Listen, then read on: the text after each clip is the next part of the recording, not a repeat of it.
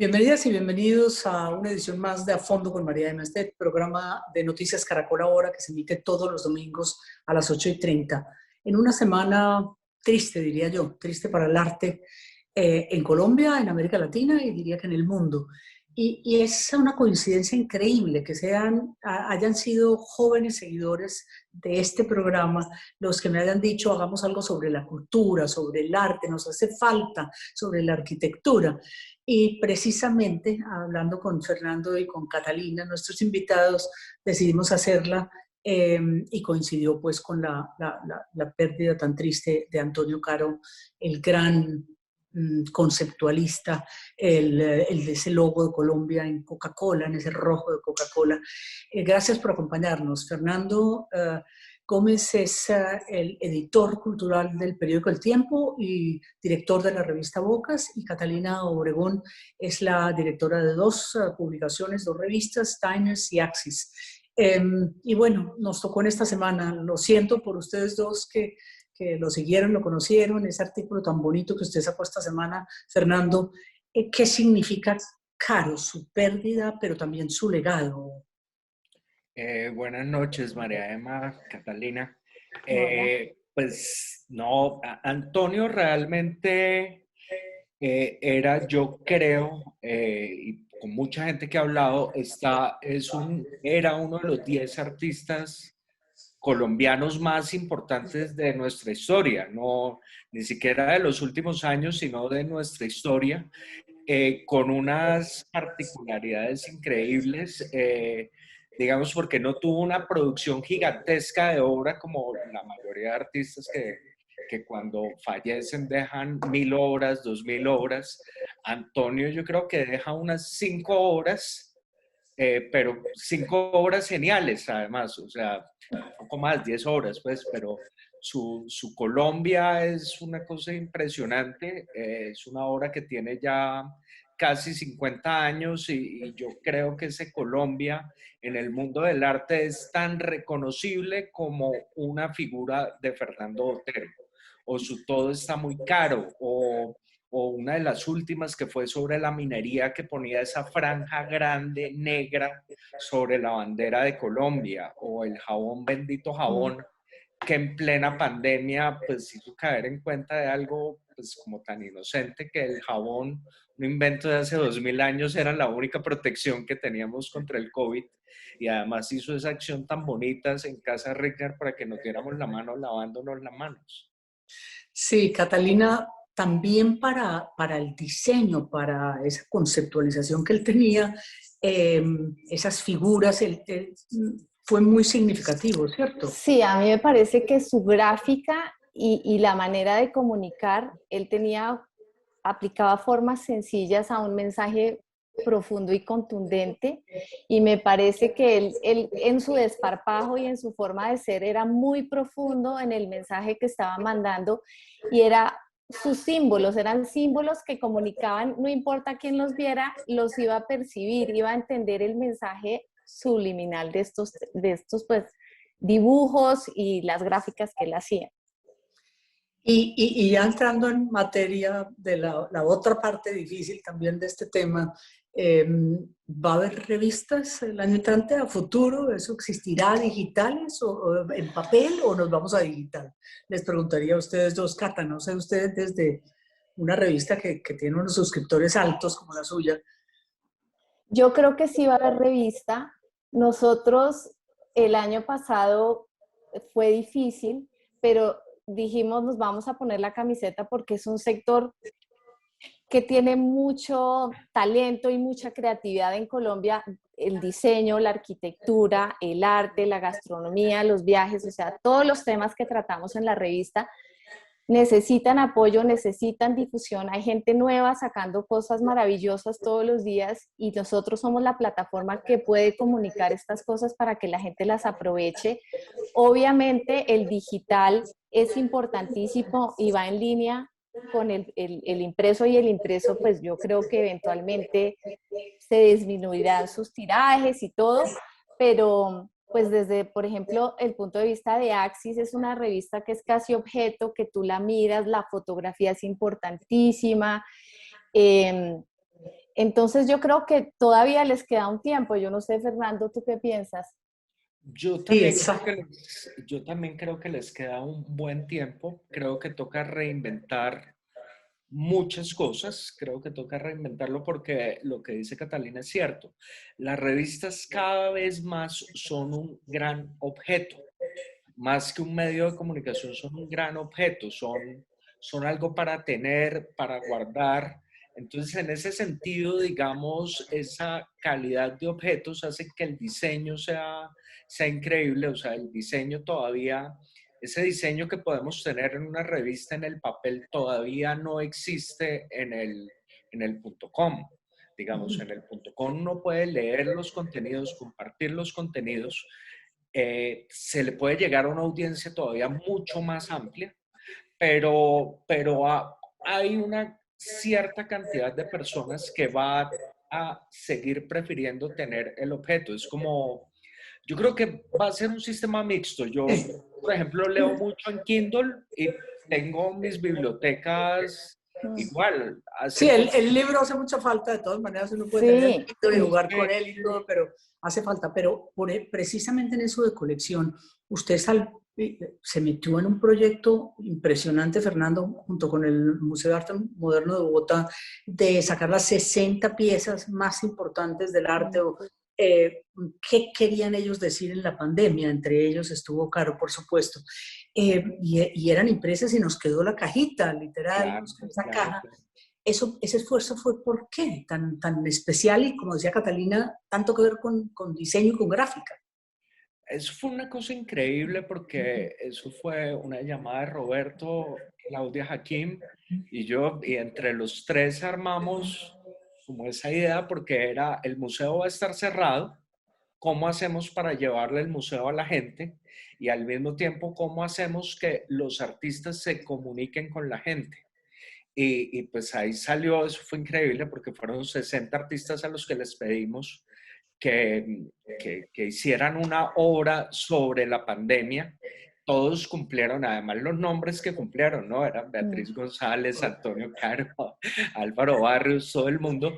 Y pues también era increíble porque, digamos, ese tipo de contenidos en el punto .com no son virales. O sea, el sí. mundo viral es el muchacho que se hace una operación y se pone senos. O sea, Antonio Caro no, una obra de Antonio Caro, de Álvaro Barrios o de Miguel Ángel Rojas no van a ser virales nunca, pues la cultura tampoco es viral. Pero digamos a los suscriptores y los lectores del Tiempo, pues sí era impresionante ver a todo el mundo coleccionando el día que fueron a hacer firmar las obras, que ya firmaron algunas obras. O sea, eso es increíble y digamos, pues una obra, entre tener la obra y verla en una pantalla, pues hay una diferencia, ¿no? Claro. Claro, por supuesto.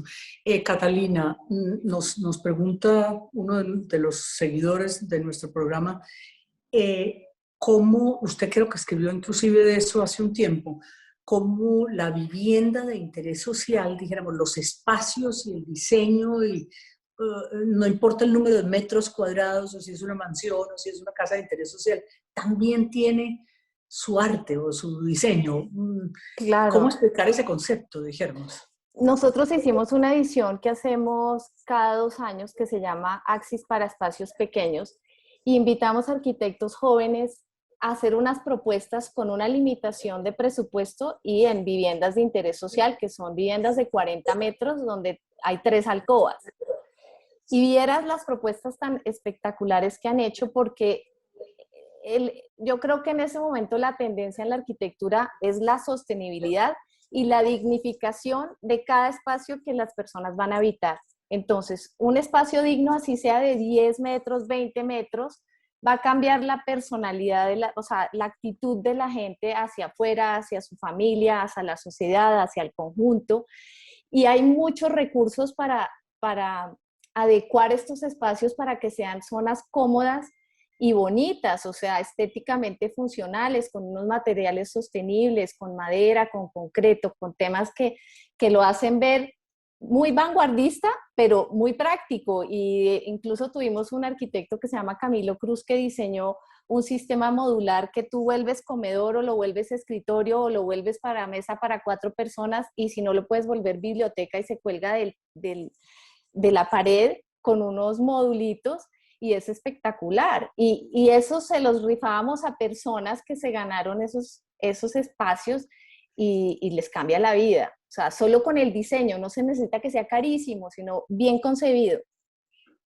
Sí, es que tiene que ver con parte de esa pregunta que nos hacía nuestro amigo Diego, y es la democratización, que a mí en el arte, en la arquitectura, en el diseño, me parece que ha sido muy importante y muy valioso, y es que no sé si es producto de redes sociales o de mayor presencia, pero en una época en que como el año de la pandemia, las galerías estaban a tope, dijéramos, de gente visitándolas virtualmente, las subastas se estaban dando en todas partes del mundo y vendiendo arte, construyendo vivienda. ¿Por qué ese fenómeno? Es decir, uno como que no se corresponde la necesidad de la gente, del alma, Fernando. Yo hablaba estos días estaba hablando con muchos galeristas y todos decían que de alguna manera el estar tanto tiempo encerrados el año pasado hizo que la gente viera sus casas. O sea, y empezar a sentir que tenía que tener algo con qué vivir. Y de alguna manera las obras de arte dan eso, ¿no?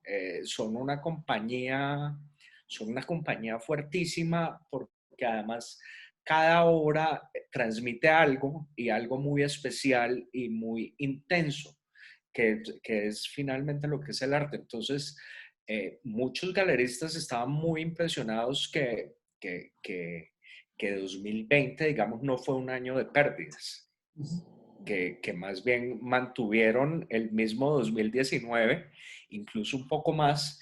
Y lo que se ha visto también en subastas internacionales es que los precios además se dispararon de una forma pues ya un poco miedosa, porque uno pasa esas cifras a pesos colombianos y no le caben los ceros, ¿no?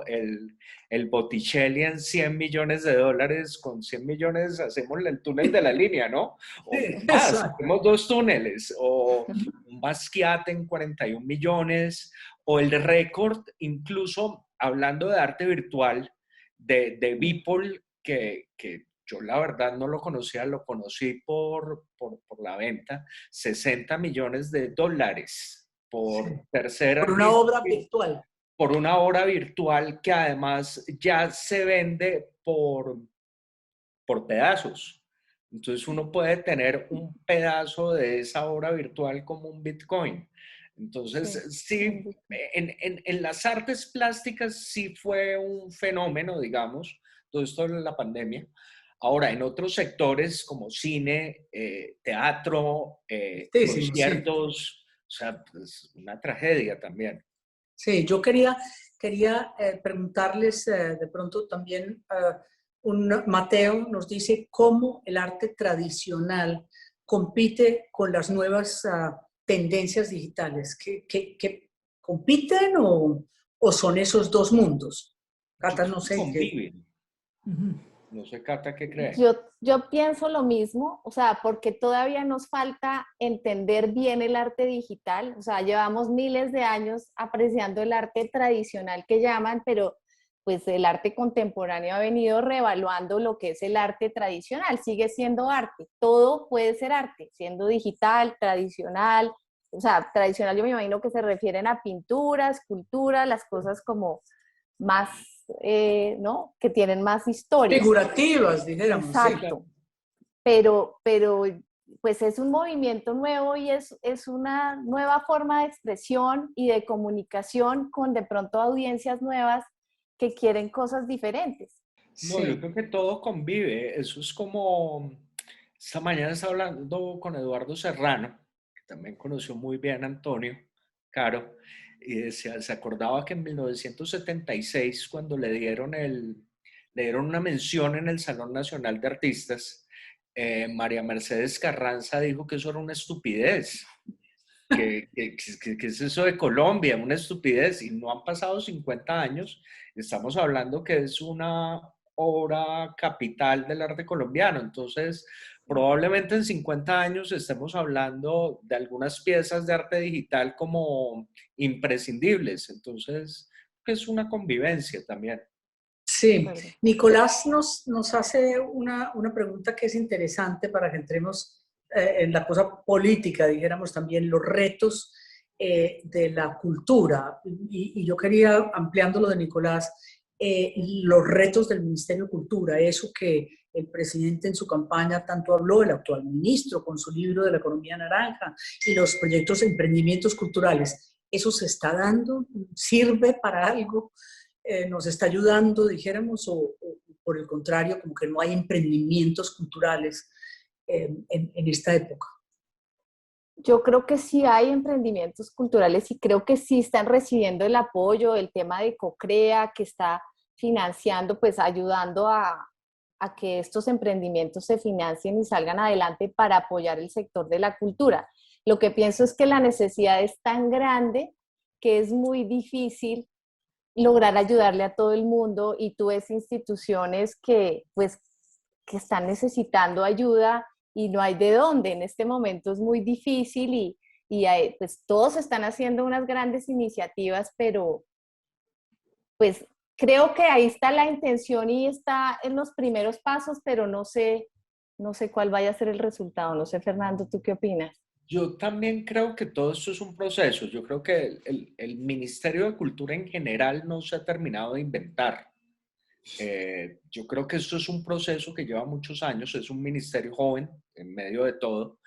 Y digamos que Colombia, digamos, todas estas cosas de la economía naranja y ayudar, CoCrea, todo esto, yo creo que todo finalmente debe desembocar en una mejor infraestructura cultural en el país, porque pues, si nos vamos, digamos, todos los museos de arte moderno viven varados. Si uno le pregunta a la Tertulia o al MAM o al Museo de Arte Moderno de Bogotá, pues todos tienen unas falencias grandes todavía. Eh, digamos, en los municipios, digamos, uno no encuentra grandes bibliotecas ni bibliotecas espectaculares. Para no ir más lejos, Cali no tiene una gran biblioteca. Cali, o sea, no es Y eso que Barranquilla. tenemos el Banco de la República, que es lo que nos ha salvado un poquitico, Claro, presencia de bibliotecas y demás, ¿no? exacto. Entonces yo creo que esto es un proceso muy largo.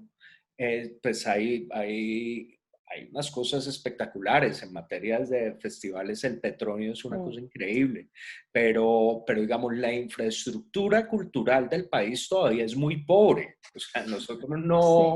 no podemos hablar de un país desarrollado ni medianamente desarrollado en ese aspecto, a pesar de que pues hay cosas pues impresionantes. Lo que decías ahorita, el Museo del Banco de la República es un museo de primerísimo nivel, Espectacular. Sí, pero, pero nos falta. sí. ¿Y el ministro, es decir, este cambio de ministro en algo, lo han visto ustedes o hay A mí diferencias me parece un tipo o muy no? entusiasta, digamos. Ujú. Yo hace poco me reuní, tuve una reunión con él y quedé con una impresión de que es un tipo interesante, con muchas ideas, pero también en un proceso, que es lo que venimos hablando, es un proceso largo. Sí. Es que yo recuerdo cuando yo era ministra de Educación, entonces el ministerio era Ministerio de Educación, Cultura y Deporte. Y me acuerdo el debate que se dio, empezó a dar en el Congreso, ¿para qué necesitamos un Ministerio de Cultura? ¿Para qué un Ministerio de Deporte? Es decir, es inconcebible, no había necesidad de un Ministerio de Cultura y decían eso, métanlo en el paquete de educación. Ya hoy Claro. hay un tipo de presupuesto, y hay las ganas que por lo menos ustedes dos han descrito que puede ser interesante para comenzar. Yo No, y creo es que que, acá, sí, sigue Fernando. no, habla, por favor. No, yo digo que es que la cantidad de expresiones culturales que hay en este país, o sea, tú no, más allá, artesanías, lo que dice Fernando, los festivales, creo que nosotros desde los medios de comunicación especializados en cultura tenemos la responsabilidad de ser impulsadores de este tema también. Y de registrarlo muy bien, además. Yo creo que Catalina habla de algo muy importante que es la diversidad. Y realmente su país es un país riquísimo en una cantidad de expresiones. Y digamos que el ministerio, en ese sentido, al tener tanto, un abanico como tan gigante, también evidentemente se queda corto también por eso mismo, porque tiene que cubrir gastronomía, tiene que cubrir cine, tiene que cubrir literatura, o sea, es demasiado, Sí, es, tiene que ser más, yo diría que incluso tiene que ser más ambicioso. Yo pensaba, eh, Francia, México es un país, digamos, es de los nuestros, no, pues un poquito más rico que nosotros, pero es de los nuestros. Y lo que gasta México en cultura es una barbaridad y eso lo han logrado traducir además en turismo, o sea, los artistas mexicanos son importantes en el mundo. claro, y uno ha visto, dijéramos, Perú con gastronomía, que es relativamente, Sí, dijéramos, 20 años, impresionante. 30 años, dijéramos, no son actividades culturales que hubieran tenido esa exposición nacional e internacional. Yo quería de verdad darles las gracias a ambos, despedirlos en esta semana un poco de luto para el arte, para la cultura, y una palabrita final de ambos. Los vamos a leer entonces en físico el próximo año y vamos por el camino correcto, ¿es lo que les entiendo? Sí, sí. Vamos a seguir fuertes y apoyando el sector en el tema de Axis, mobiliario, diseño, arquitectura y en el tema de diners, pues viajes, gastronomía, todo lo que cubrimos y seguimos súper comprometidos con ese tema y Qué con bueno. apoyar el tema cultural. Sí, claro, por Perry, le supuesto. pregunto porque con tanto oficio que tiene por allá en ese periódico. No, pues el tiempo, claro que sí, y pues por parte de Bocas, que es mi juguete favorito, pues obviamente que sí, digamos. O sea, yo creo que hay Bocas para rato. Qué bueno, qué bueno. Pues muchas gracias a ambos por terminar como con esa gotica de optimismo y de que van a continuar y de que están aportando, que eso me parece como el concepto más valioso que sacamos hoy, cómo estas revistas y cómo ese oficio aporta aquí y al alma, por supuesto. Gracias a los dos por acompañarnos este domingo en la noche. Muchas Muchas gracias, gracias María por la Emma. invitación. Placer. Y en 8 días, espérennos con otro A Fondo con María Emma en Noticias Caracol ahora, 8:30, domingos en la noche. Gracias.